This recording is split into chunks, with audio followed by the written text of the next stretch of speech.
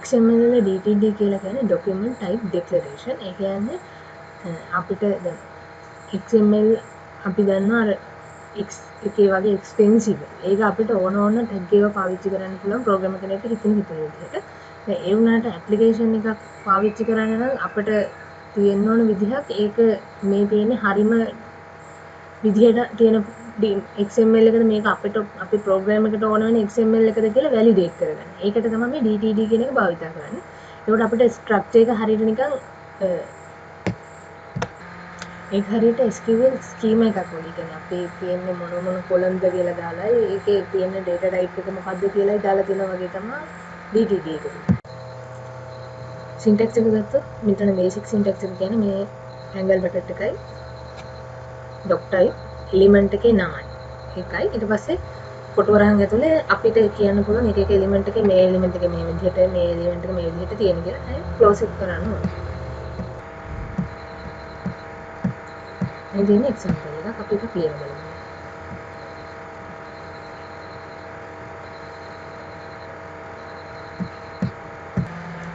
අපි inline තමයි DTD එකට ලියන්නේ. කියලා දාලා ඊට පස්සේ root element එකේ නම දාලා books අපි ඒක ගැන ලියන්නේ මේ definition ඊට පස්සේ කොටු වරහන් දාලා ඒක ඇතුලේ තියෙන element ගැන විස්තර ලියන්න ගන්න බටන් ආයෙත් close කරනවා. ඊළඟට අපි හැම එලිමන්ට් එකක්ම මොන විදිහද කියලා describe කරන්න ඕනේ. ඒකට අපි element කියන tag එක පාවිච්චි කරනවා. දැන් bookstore කියන්නේ element එකක්. ඒ element එකේ තියෙනවා තව පොත් ගොඩක්. දැන් පොතක් නම් තමයි book කියලා ලියන්නේ. පොත් ගොඩක් නිසා plus sign එකක් දානවා. يعني එකකට වඩා වැඩි කියන්නේ. ඒ නිසා book +1 කියලා දානවා. ඊට පස්සේ ඉතුරු ඒවාත් element නේ. එතකොට book කියන්නේ තවත් element එකක්. ඒකත් අර හැම angle bracket එකයි එලිමන්ට් කියලා ලියන්න ඕනේ. ඒකට ඒකේ ටයිටල් එක බුක් author තියෙනවා ඊට පස්සේ year කියලා එකක් තියෙනවා price තියෙනවා. දැන් author කියලා එක්කෙනෙක්ට වඩා ඉන්න පුළුවන්. අපි මේක එකපාරක් ලිව්වොත් ඒක එකයි කියලා සැලකන්නේ. ඒකට දැන් ISBN number එකක් බැරි වෙලාවත් පොතකට මේක ඇඩ් කරගන්න ඕන අපිට ඒක දැන් optional කියලා field එකක් තියෙනවා නම් අපිට ඒකට question mark එකක් දාන්න ඕනේ ඊට පස්සේ. ඒක තමයි ISBN එකට පස්සේ question mark එක තියෙන්නේ. දැන් ඉතුරු ඒවා ඇතුලේ element එකේ තියෙන text ඒවානේ. ඒ text ඒවා අපි ලියනවා #pcdata කියලා. ඒකත් වරහන් ඇතුලේ දාන්නේ අපි element එකේ නම අර කලින් වගේම ලියන්න ඕනේ. එතකොට PC data කියන්නේ අපි ඕනම ටෙක්ස්ට් එකක් ඒ විදිහට තමයි අඳුන්වන්නේ. ඒ දැන් එලිමන්ට් එක හැරි පොටර් කියන්නේ ටෙක්ස්ට් එකක්, ප්‍රයිස් එකක් ටෙක්ස්ට් එකක්, ඊයර් එකක් ටෙක්ස්ට් එකක්. ඒ සේරම අපි PC data කියලා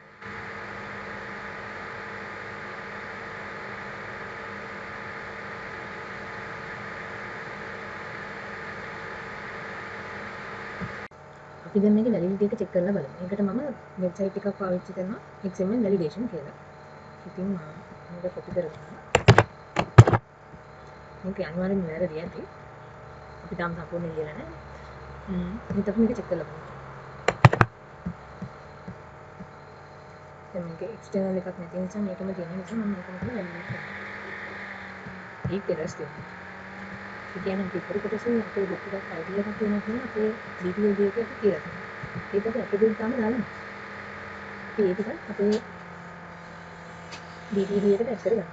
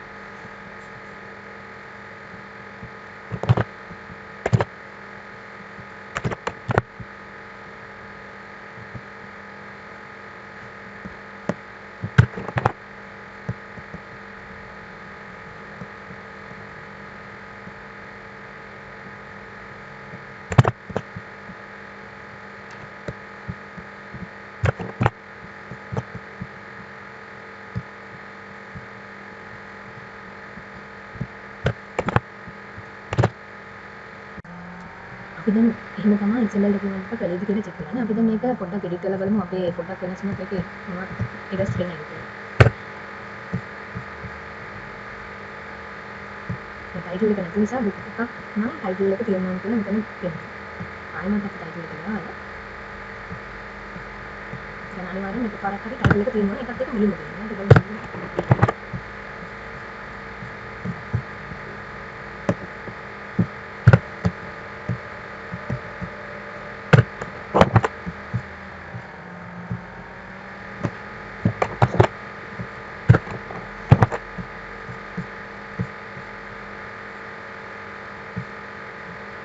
අනිවාර්යෙන්ම පිළිවෙලට තියෙන්න ඕනේ.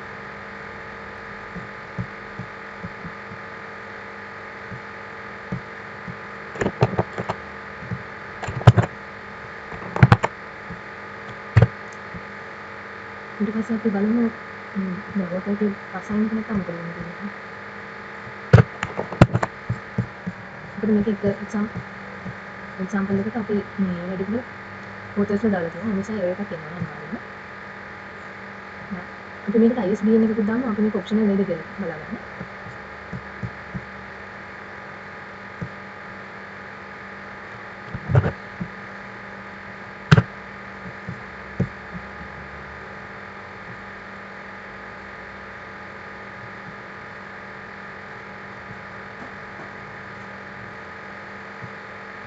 අපිට ISBN එකකුත් මෙතන කරගෙන කරන්න.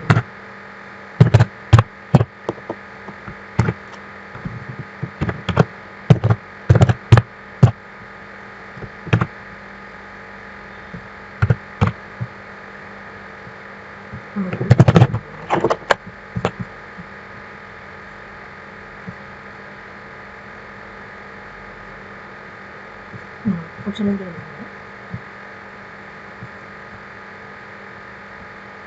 ISBN type එක මෙතන declare කරලා නැහැ element එකක් එන්න ඒ නිසා මෙතන error එකක් ආවා.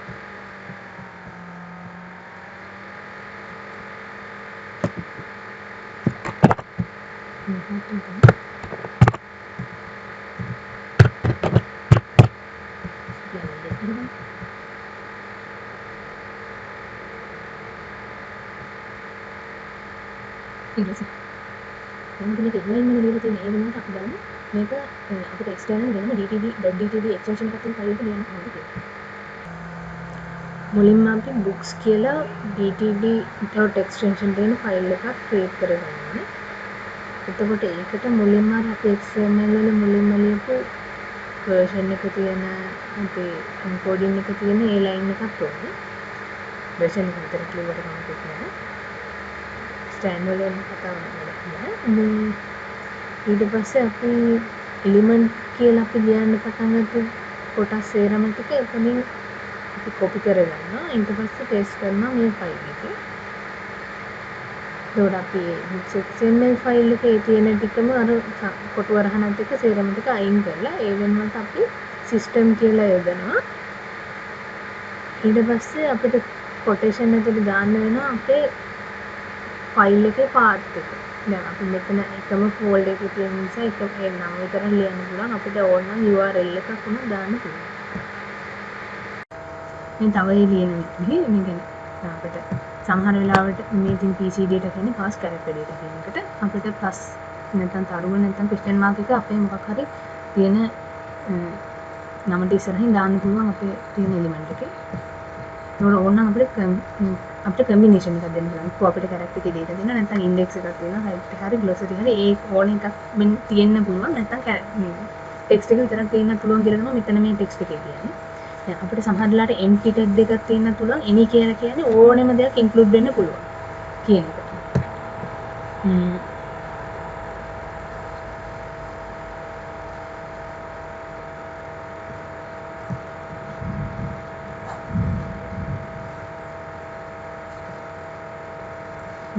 attribute එකේ default එක හැටියට required කියන්න පුළුවන්. ඒ කියන්නේ එතකොට අනිවාර්යයෙන්ම දෙන්නේ implied කියන්නේ optional කියන එකට. fixed කියන්නේ හැමතිස්සෙම default value එකක් තියෙනවා ඒකට.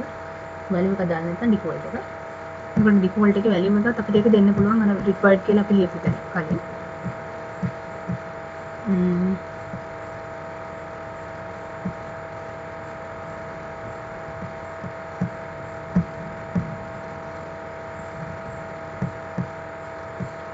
මෙතන ලියුවෙත් නෑ.